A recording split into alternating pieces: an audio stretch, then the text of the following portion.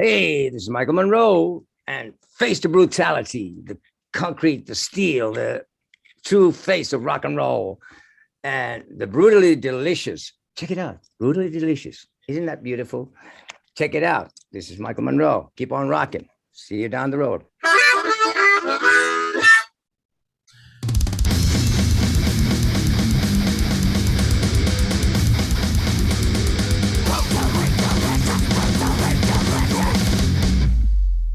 Hello, Michael. How are you? I'm good. How you doing, Bruce? Good. Nice to meet you. Long time fan. Okay, great to hear that. Somebody speaking Finnish. Yes. Oh. Joo, se oli meitsi. Kato, meitsi on yllättäen täältä Suomesta. Aha, Riina. Espoosta. Moi, Riina. Joo. Speak English or Finnish? No, English, because these dudes don't understand that this is the language of the future and they should be brushing up on it. Yeah, 5 million people in the world. Yeah. Well. Like I said, language of the future. It's not there yet, but it's a journey, Yeah, there might be 5 million people left after all. In the end of the whole, True. The whole shit house goes up in flames. So are you in Finland? Yeah, right now I am. Yeah, I was reading the bio and you had moved to New York for a while. So I wasn't lived sure if in you were... Manhattan for 10 years. Lived in Manhattan for 10 years. Before that in London for a little less than 5. And before that in Stockholm. First half a year on the streets in Stockholm when we started Hanoi Rocks in 1980. And yeah, I started out with nothing and I still got most of it left.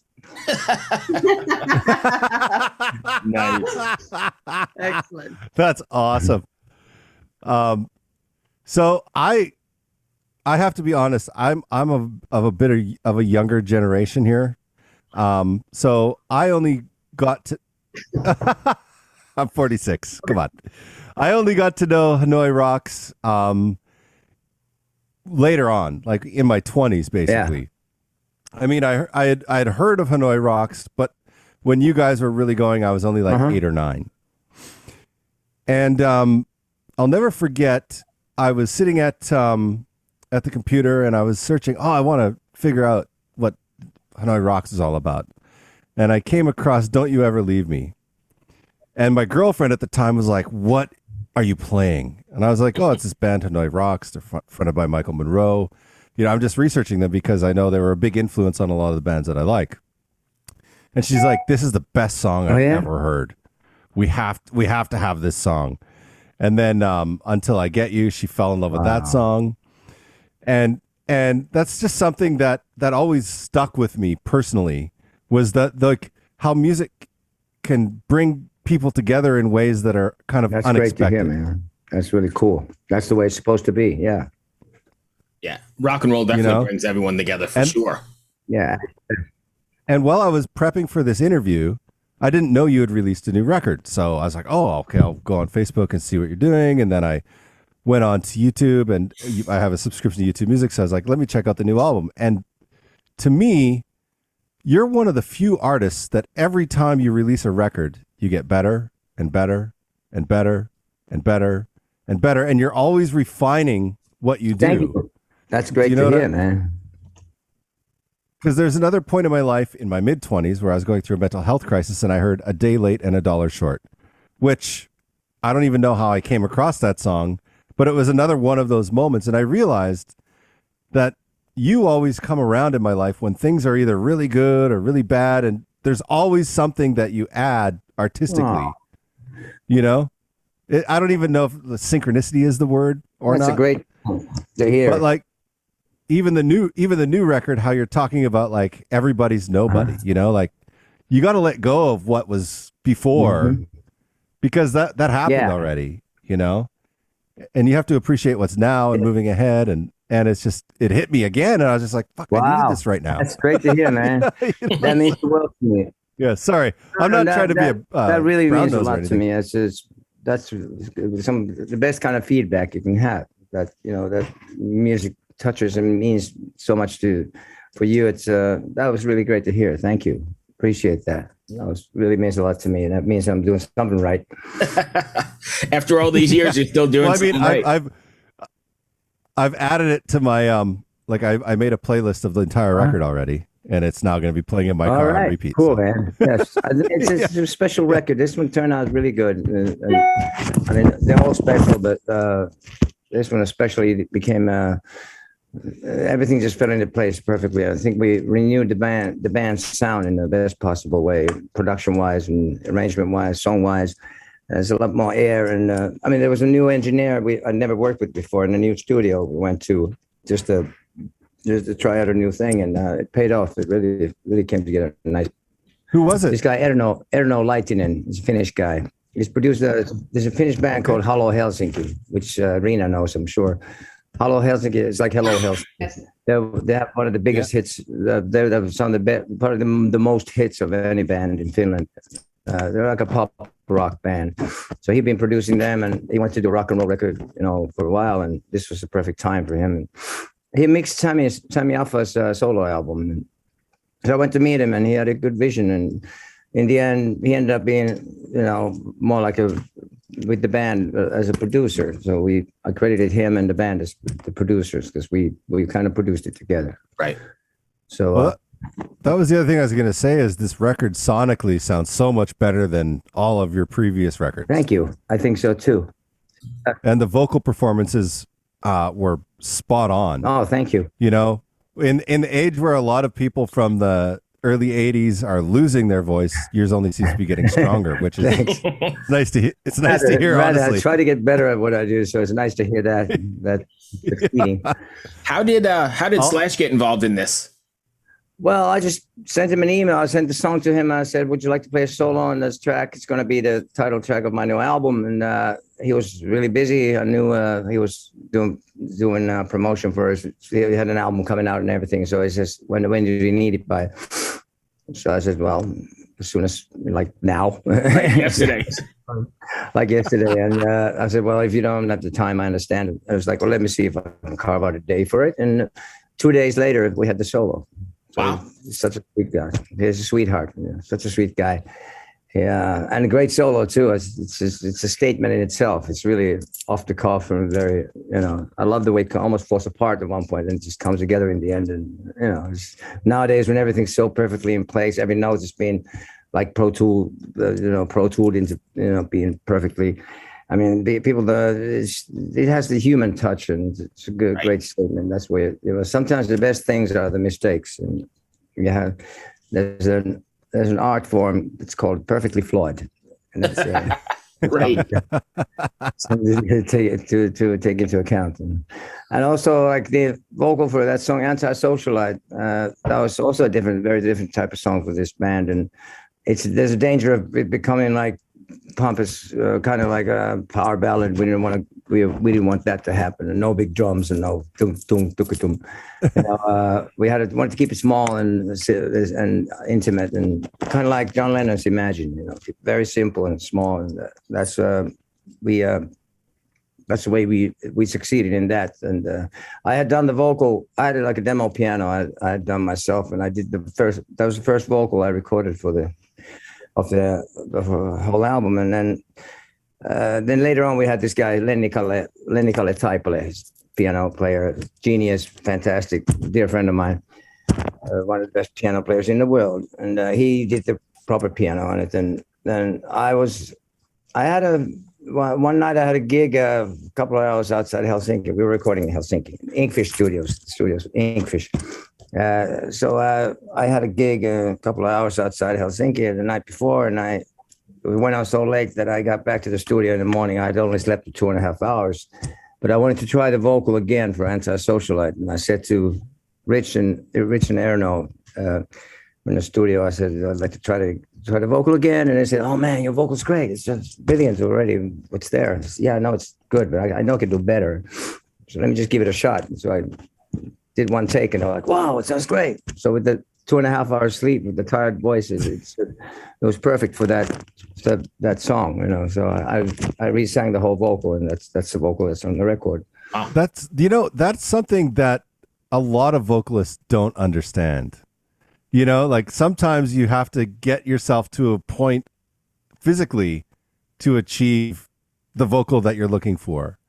Yeah. You know, and that, did you know that when you were doing it? Were you like, okay, this is the tone I want? Or were you just like, I haven't had enough sleep, but I still want to get this vocal better? It was just a hunch, just by instinct. I just felt like I wanted to do it right there and then. And as it turned out, I mean, something you cannot plan on it. I can't just like stay up all night and think, okay, no, okay, I'll be good now. It just happened. It just so happened that I only slept 2.5 hours, and I just felt like that moment. I felt like I want to give it a shot because I heard the new piano and everything. It sounded great. I was like, let me just give it another take. And I didn't feel like I had really given everything to that song. And then it's clearly it just happened to be the right moment. It's kind of like in the past. A lot of those Beatles records and all some of the best music that was done, obviously they were not totally straight, and they were tripping or something, whatever. and sometimes it can be productive, like Speed and stuff like that, but you can't count on it. You can't, it'll always let you down if you start like, okay, I'm going to get high to this state of mind and then be that again. You can't recreate that. It just happens in the moment. So it's not something you can plan on. Yeah. I mean, you can tell. I mean, those records, they're not going to happen again. I mean, those days are gone. It's maybe 100 years from now, they'll be considered as very valuable as Beethoven and Mozart and all that. Oh, I'm sure they will be. Yeah, I mean, David Bowie and Prince and all those genius artists. The Beatles and records, they only had like 4 tracks and stuff. Yeah. Studios, and they still sound better than anything that they make these days. Yep. Make it these days. So music was made for the sake of music and not for marketing and what genre. And, back then, that's why it is. It does sound better. I mean, the people saying that it's not really nostalgia saying that old records are better. In the 50s, 60s, 70s, early 80s, the music was made for music's sake, and that was the motivation, and not like how we're going to market this. What is it going to be, grunge or heavy metal, or the record companies? The business has ruined a lot of the music because the music has no business in the music business. That's part of the problem. Fair enough, Rena. How do you feel about all the sort of add-ons if we go down this route? Like, I get the marketing and the genres and all that, but with social media and stuff that, What's an add-on? You mean? No, kaikki ulkomusiikilliset tekijät, joita on keksitty. Outside music, everything the social media and the blah blah blah, that stuff that sort of brings you closer to the fans, but then I don't know, maybe also opens the door for communication that is less than constructive. It's the way of the world. Yeah, it's the way of the world today. This day and age. To me, it's I post stuff on the Facebook, when it's something to mention and some photos, and then they go to Instagram and stuff. But I don't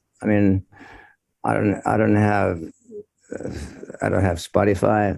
I don't write about I don't need to know when somebody admires like Alice Cooper or Little Richard or somebody, when they take a shower, when they go shopping, or what they're having for dinner. I have a picture of the food that you eat. It's like, if I didn't have this career, then if I was a private person, I wouldn't have a Facebook or anything. Just my own business. It's part of the being in the public eye. That's what I do. It's a necessary evil, but I certainly don't. It's like a lot of work to post something all the time. I do as little as I can. I saw some tour photos, you guys at airports and everything, and it looks like it's well thought out and well planned. I don't know what tour photos. Just I was following online on Facebook, and you have photos of you in airports with the guys. And I try to, I try to tour as this guy. People keep telling me, you should film stuff now you're with the band. And we're finally touring after over 2 years and not being able to tour. With the band. So I try to remember. Okay, here we're at the airport where he just arrived in Frankfurt, and looking forward to the show. And he had the guys always say something silly. But we actually have a good time. We really have a good time. And even when we were in, was it Strasbourg? The plane was late and delayed, and we were on our way to Hellfest in France. And in the end, it was like 1:30 a.m. They said, "Okay, there's no flight. Got to get into a hotel the next day. Leave the next day." So I missed the whole thing. But I was supposed to do this thing with about the Lemmy statue. They had a statue of Lemmy in Hellfest. Yeah, I was supposed to be there. They had like put his ashes in there, and I was supposed to do this whole thing with Mickey D and Phil Campbell. And I was looking at the time, and I said, "Well, it's not looking." I called Mickey. I said, "It doesn't look like I'm going to make it. It ain't going to happen now." And then the flight was canceled. Oh, wow. But we're still having a good time with the guys, and all right. Well, what are you going to do? Can't push the river. And then the next day, they said, "Oh, the flight will be happening the next day at 1:00." It was like 3:30 when we finally got to France. But I post stuff on sometimes, whatever. I have a lot of videos I film, but I don't know how to send it to. And I need a computer. I'm really slow with that stuff. So, what's it like being back on the road again? Oh, it's great. It's really great. I mean, traveling is because of the COVID situation. Also, a lot of flights have been canceled and stuff, and we've had a lot of 5 a.m., 7 a.m. I had to be at the airport by 3 or something. So a lot, not much sleep. There's a lot of sleep deprivation. But other than that, the gigs have been great. All the gigs have been fantastic. With this band, we have the second we hit the stage, that very instant, it's magic. It's really, really a lot of fun. And Alice Cooper shows were brilliant. We did like 7 shows opening for Alice Cooper in Europe, and that's the greatest show. I get to see the Alice Cooper show every night, and then he often asked me to come up to sing "School's Out" with him, and it's always a great that's feeling. great, amazing. Yeah, my birthday actually was my 60th birthday was on June 17th, and we were in Germany in Zwickau, playing in Germany, and Alex invited me on for School's Out, and then he had the hunchback guy brought a birthday cake, and he sang "Happy Birthday" to me with the whole wedding. That was the best birthday Congratulations, by the way, on your big 6-0. Thank you. Oh, there'll be a celebration concert on September 23rd in Helsinki at the Ice Hall. It's going to be like a special concert, special event with special guests and a lot of material stuff that with this band we haven't played. Also stuff I've never played live before, and lots of nice surprises. So September 23rd. Oh, I would love to be there. Or you'll be there, or you may be very sorry if you don't. I'd have to get to Finland. Yeah. I'm in Washington, D.C. I'm there. I think Rena's going to have to be our correspondent for that one. Yeah, we'll send her in. Yeah. Hey, did you ever imagine you'd still be doing this so many years later? I mean, you just said you're 60. That's quite amazing in a business that chews people up, right? Yeah, I didn't even think I was going to be alive by the time I was 30. It's like one day at a time. But yeah, no, it's great. I mean, Alice Cooper said, "Michael, 60 is nothing." He's 74, and he's still having a great time doing it. I mean, he could have retired 30 years ago if he wanted, but he loves doing it. And you could tell, as long as he's doing it good, doing it well, and enjoying it, why not? So he's great. I mean, now that Little Richard is gone, I think Alice Cooper is the king of rock and roll now, right? He is the undisputed king of rock and roll. Because he's always it's always been rock, hard rock. That's always that's timeless music. That's also one thing that will never go away, even though it's not in fashion, hasn't been for a long time. And but you find there's good music out there, and if you know where to look, you'll find it. And I always believe that rock will come back in a big way, because it's been so much been for so long. It's been the minority now. So I don't know what will happen, but as long as I'm here, rock and roll is going to be alive, and it'll always be there. I think Heta Hyttinen is doing a grand job, like managing the bands that could bring rock and roll back, like Shiraz Lane. Have you checked them out? Heta Hyttinen. Mm-hmm. Yeah, she's managing Shiraz Lane, which is like Shiraz Lane. Yeah. Some really good rising projectors right now. Check out their music if you haven't. Yeah. I haven't checked the music. I heard about them. Yeah. There's a lot of good bands, There's still bands that, when I do it. They just opened for Kiss in Finland here. Oh, really? Wow. Good for them. Cool. So, sorry for interrupting. No, you didn't interrupt. That's good. Heta is she's a nice person. She's good. And she's fantastic, yeah. Sure, success. Look what Alice Cooper gave me. Oh my God. That's so cool. Oh my God. That's great. It's the coolest thing. Mega jealous. The last show in Milan, Wow. That is a cool gift from it. Look at the pearl. Is that for protection after the gig, or?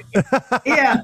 After the gig, he does these other knives that he throw that on stage. I mean, on my birthday, also when I came on stage, he has I had the swords. He pops the balloons that have the confetti and feathers and stuff, glitter inside. He gave me a sword. That's a dangerous combination. Me and a sword. Shock too, So I was like, I was like a kid in a candy store. And the knives are real sharp too, The knives he has a dartboard in the backstage. And I said, well, you throw darts? He says, no, target practice with knives. He'll teach me too. Nice. That's rock and roll. Even at 74, it's like, okay, we're not going to get wasted today, but we're going to whip knives at the wall. Let's go. That's right. That's healthier too. Yes. So this is kind of an odd question. Because listening to the record, the new record, where you're kind of looking back and saying, you know what, we got to accept the current and look to the future. You, by so many artists, are considered like a rock god. Do you know? Like you could probably, like for instance, I email Slash and ask him for a solo, and he's like, "Oh, I'm busy. When do you need it?" And you say, "Now." He's like, 2 days later, you have a solo. There's not very many people in the world that could get that done. Do you know what I'm saying? Yeah, that's true. I'm in a unique position. I feel privileged and to have been, and to have Alice Cooper sing "Happy Birthday." Yeah. So how do you stay humble? In the first place, how do you stay humble in a situation like that where you're basically a rock god to the rock gods? I don't know about being a god, but it's I appreciate, I really it's very, very humbling to me, always been a humble person, and I've never gotten carried away with never fallen for the trappings of fame. It's been easier. For me, the one condition I allowed myself to do this is that never lose your soul along the way. Never become if you become an asshole along the way, no money or fame would ever be worth it. If you change as a person, you got to stay true to yourself and stick to your principles and do it. Keep honest from the heart, and never let anything change that. And you'll be on a solid foundation because you do it on your own terms and don't compromise for the wrong reasons. And then you're on a solid foundation, and you do your own thing, your art. And then after you manage to do that, then if it becomes commercially successful, then that's extra. That's okay. Sure, I'll take the money if it is to come. But first you got to do it for the right reasons. First you got to do it for the right reasons, and that's the most important thing, And I don't need much to be happy. Like I said, I didn't even have a home when I started, so I'm quite happy to be, I have my wife, I have my 2 cats, and at home, and that's all I need. And the best band I could hope for, the best guys to play with, and we're the best of friends. We have a great time playing live, and they're great players, and we have a lot of great creative energy, and everybody writes, and it's actually really a band situation. So this band, I could play before or after anybody in the world, no problem. I'd be happy to. That's great. So yeah, can't complain. And you've been together with your wife for like a significantly long time. I'm hesitant to say. On July 3rd, 19 years we've been married. Good for you. Yeah, I was going to say like 2 decades. So it wasn't that far off. So I'd say that's a testament to you actually really, really staying humble and staying the person that you were. Because, that's something that everybody says, like, meet the same people on the way down and all that, blah, blah, blah. But then, still kind of act like an asshole. But you are very much known as a nice guy. And that has value to it, I think. Yeah, that's true.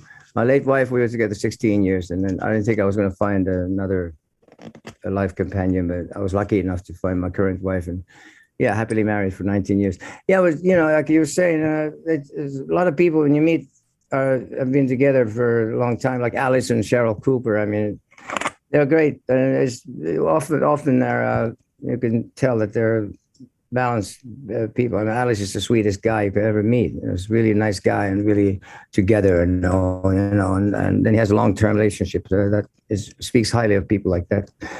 Often, Rick Nielsen, guitarist from Cheap Trick, he's been together with his wife for over 40 years at least. Right. So that's it's great, I like when people are together like that. And what else? What do you want from life? It's lucky enough to find that. And even before I had anybody, I was better alone than in bad company. So if I'm lucky to find somebody, I'm a freak. I'm actually an exception to the stereotype of the rock singers. I've never been with a groupie. I could never imagine spending a night intimately with some strangers, let alone some sleazy old groupie. God, maybe it's because growing up in Finland, but there's so many rock musicians. When I see interviews and like American guitar players or whatever, they ask, "Why did you stop playing guitar?" To get chicks, man. Okay, for chicks. Okay, well, good thing you're lucky you could play a little on the side. Yeah. What was it like opening for Guns N' Roses? They played Wembley. You guys played Wembley? Did you not? Yeah, we did. It was great. Although the first night we did 2 nights. We were booked for 2 nights, and the first night it was from 4:30 to 5. We had the first. Then there was Gary Clark Jr. was playing for the second opening band. So the first night the doors didn't open. They were supposed to open the doors 3:30, and the doors didn't open. And we were there at 4:30, ready to go, and there's an empty stadium. And they said, "Well, I'm not going to let you play to an empty stadium." So I was okay, fine. I said, "I don't mind. I'll play to the security people, all these yellow people with yellow jackets."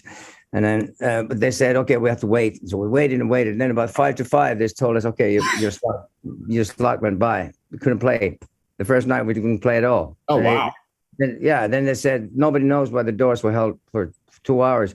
About 5:15, Gary Clark Jr. he didn't know if he was going to play either. But then they said the show's going to be on, and they opened the doors about 5:15, 5:20 or so. People started pouring in, and Gary Clark started playing. But the next day we played. The next day everything went great. The first night, the Friday night, I was like, "Oh, the greatest show we ever almost played." But the second night was great. That's a Spinal Tap moment right there. But the second night, then Saturday we played. Everything went well. They opened the doors at 3:30 like they were supposed to, and we rocked even harder. We did a killer show, and I had great feedback for it, and it was cool. It was a great night. Since you have such a blues kind of undertone in your music, what was it like watching Gary Clark Jr. play after? Yeah, it was good. It was good. Yeah. I can see why they like him, why he's touring with them a lot. It's cool. And they were nice guys. But it's good. I'm glad he's playing traditional bluesy kind of stuff, which is there's never too much of that, especially in this day and age. I thought it was very good. Sweet. That's going to bring us to our time here, Michael. I've got Zoom is telling me I got like 2 minutes left. Okay. So if fans want to go out, I Live Too Fast to Die Young is already out. It came out on June 10th. They can go pick that. It's a true honor talking to you today because, like I said, I've been a fan since the early 80s and followed you all along. So wonderful. And I know we tried to set this up once before and it didn't work out. So thank you for taking the time. Oh, I'm glad we got it happening. Thank you. Well, my friend. Keep on putting out the music, man. Yes, I please. can't thank you enough. Thank you so much. Catch you at the show, Michael. Thank you. All right. Cheers, my friend. Take care. Bye. Bye. Ever wonder what a punch from Elton John feels like? Or how you'd cope with having turned down the chance to be in Nirvana? or what signal Keith Richards gives when he wants you to get the hell out of his hotel room. Fans of Too Much Effing Perspective don't have to wonder, because they've heard these exact stories and a jillion others on our podcast. I'm Alex Hoffman, former tour manager for Radiohead. And I'm musician and comedy writer Alan Keller. On the TMEP show, we get guests like Nancy Wilson from Heart, Jeremiah Freites from the Lumineers, and Modern Family's Julie Bowen to tell us things they may have only shared with their therapist, clergy, or a TMZ stringer. So join us on Too Much Effing Perspective. That's EFFING Perspective. The only podcast you crank up to 11.